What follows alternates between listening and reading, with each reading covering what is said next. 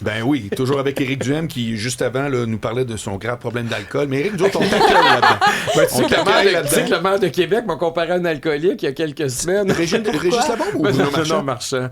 Parce qu'il disait que parce que j'étais contre la coupe des arbres sur René Lévesque avant que le tramway soit confirmé. Oui. Puis il a dit ça, c'est comme un... Il défend les arbres comme... C'est comme un alcoolique qui dit qu'il va arrêter de boire. Il s'est excusé d'ailleurs après. Oui? OK. Mais on parlait de quelque chose quand même qui est très intéressant, c'est que tu as eu un témoignage, c'était hier, en tout cas, hier soir, de quelqu'un qui dit il faut que je m'auto-barre de mon propre téléphone. Il y avait une application dans son propre cellulaire, je savais même pas que ça existait, ces applications-là. Puis Marianne, tu disais que toi, tu écoutes Netflix, puis il faut absolument que tu aies ton téléphone en parallèle. Non, faut pas absolument que j'aie mon téléphone. Mais c'est ton habitude. Mais c'est juste que c'est devenu un réflexe d'avoir son téléphone dans nos mains quand il est à proximité. Puis c'est facile d'écouter un film, d'écouter une série, puis d'avoir mon téléphone prêt. Mais c'est vraiment juste par réflexe. Tu sais, je regarde ma consommation, puis honnêtement, pour une fille qui travaille avec son téléphone, parce que je suis recherchiste, c'est pas tant. Tu sais, j'en ai déjà vu que c'est la consommation est plus intense. Oui. Mais là, maintenant, c'est ça, j'essaie de changer l'habitude d'avoir le réflexe d'aller chercher mon téléphone quand j'ai rien à faire. Parce qu'on dirait que les réseaux sociaux, ça nous a tellement incité à consommer beaucoup de contenu rapidement. Tu sais, les vidéos YouTube que tu peux accélérer, les vidéos TikTok. Fait que là, quand tu regardes une série à vitesse normale, ton cerveau trouve ses plans. Tu fais ça, toi, Éric? Parce que moi, j'ai jamais fait ça, accélérer une vidéo autre. Mais tu fais moi, ça? C'est sûr que si j'ai un texto qui rentre pendant que je suis en train d'écouter quelque chose, je vais peut-être le regarder, mais pas systématiquement. Non, mais est-ce que tu accélères les vidos? Tu peux accélérer, non, tu peux les voir plus vite. Non, mais les jeunes... Ça, les messages vocaux. Oui, les messages vocaux. C'est capoté. Ben, c'est quoi, c'est ça. J'étais allée chercher quelques statistiques parce qu'on se disait, est-ce que vraiment c'est possible que ce soit une addiction? Là, pour l'instant, je continue à regarder pendant qu'on discute. J'ai pas vu de statistiques sur l'addiction comme telle, comme étant un problème presque diagnostiqué. Okay. Mais quand même, chez les enfants ados, 55% des parents québécois disent que leur enfant a de la difficulté à se déconnecter d'Internet. Okay. 70% des internautes entre 18 et 34 ans estiment qu'ils passent beaucoup trop de temps sur les écrans, notamment leur téléphone cellulaire. Et il y a pour la même tranche d'âge, 18-34 ans, c'est presque la moitié qui disent « Moi, j'ai besoin d'une semaine sans accès à la technologie. » Mais moi, là, après plusieurs heures, il y a des journées qu'on l'utilise particulièrement beaucoup, notre cellulaire, on le sollicite plus que d'habitude. Moi, ça me donne des maux de tête.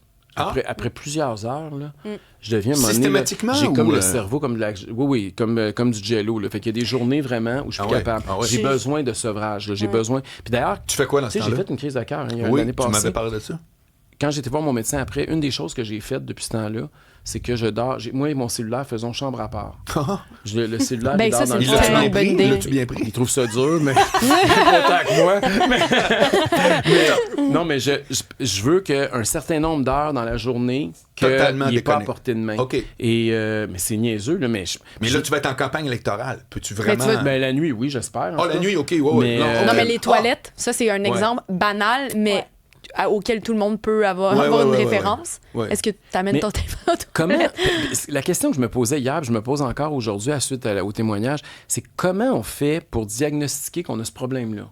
Parce qu'on a tous une forme de dépendance envers notre cellulaire. C'est comme l'alcool, on en consomme tous. Là. À partir de quand on dit, OK, là, c'est un problème dans ma vie. Puis comment on fait pour diagnostiquer ça?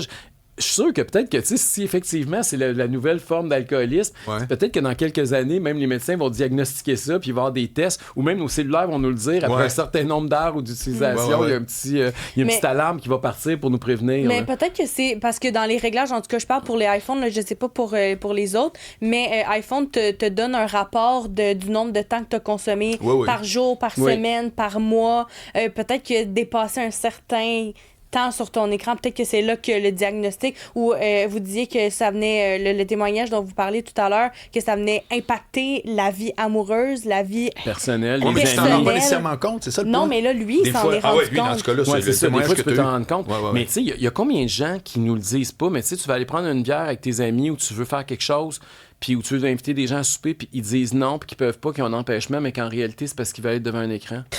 Non, mais ça arrive peut-être, puis on le sait pas. Puis, tu sais, on le sait, là, les gens aujourd'hui assistent moins, mettons, à des matchs sportifs, moins à des spectacles, ils vont moins dans les bars puis les restos.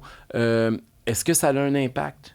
Est-ce que ça a rapport avec le fait qu'on est trop technodépendant et qu'on préfère la présence de nos écrans plutôt que de socialiser comme on le faisait à l'ancienne? Est-ce que c'est dépassé de socialiser comme toi et moi on a fait pendant toute notre vie. J'ai pas 20 ans, je peux pas te répondre. Mais Non, mais je sais juste mais- que le dating passe juste à travers Tinder puis les écrans. c'est un autre Que exemple. ça. Donc, Il n'y c'est a la plus un gars de preuve. 17-18 ans qui se lève puis qui va va voir draguer une dans fille le dans bar. le Je sais pas si c'est Zéro, dépassé zéro. dans le sens où les jeunes voient ça comme étant presque superflu et plus nécessaire de le faire, ou c'est surtout qu'ils se rendent peut-être pas compte de ce que ça va leur offrir, ce genre de liens-là sociaux, puis ces skills-là, comme on dit en anglais, à développer lorsqu'on voit des gens, on Ouais, voit des mais- amis, on fait des soupers, on rencontre des gens dans les bars, ça développe des... Oui, mais quand Des tu as capacités une solution sociales. qui enlève des habiletés, ça prend un effort en tabarouette de dire je vais développer ça. Ben non, tu ouvres ton téléphone. Puis la socialisation, c'est important pour un être humain. là. certainement. C'est la Ouais. base. Ben, là. d'ailleurs, c'est un lien qui n'a aucun rapport, mais je veux entendre parler de ton chien. Donc, Ah, qu'est-ce que tu veux dire? je veux que tu me parles de Mia. Adore, Il nous bien. reste quelques minutes. Parle-moi de ton chien. Ben écoute, je l'adore. C'est ma douce moitié. Je l'ai eu quand, grâce à la radio, en fait. Hein, tu sais que je co-animais avec Myriam Segal et quand je touchais animateur qui arrivait. Je t'avais-tu fait un cadeau, toi, quand t'es arrivé? Sûrement. Sûrement pas. Non, mais c'est parce que lui, il n'est pas arrivé normalement. Il est Ouais, arrivé c'est par ça. la porte d'en arrière Ah. un peu parce qu'il Mais, il remplaçait quelqu'un, puis finalement, l'autre n'est jamais exact, revenu. exact, c'est ça. Nathalie, c'était dans le temps des fêtes. Moi, j'ai une ligne ouverte. Dans le temps des fêtes, le boss qu'on avait à l'époque, il a dit « Hey, veux-tu faire 2 semaines avec Eric dans le temps des fêtes? Puis il est jamais reparti. Puis c'est ça. Ah, ça a été l'amour. Mais Non, mais ça avait- donc Donc, un cadeau. j'avais offert Mia à Myriam parce que à l'époque, il voulait tuer les pitbulls. Je sais pas si vous vous rappelez, là, mais il voulait euthanasier les pitbulls parce qu'il voulait interdire les pitbulls à Québec. Juste là-bas, on voulait faire ça. C'était lui qui était maire. Puis j'étais contre ça. Myriam était pour.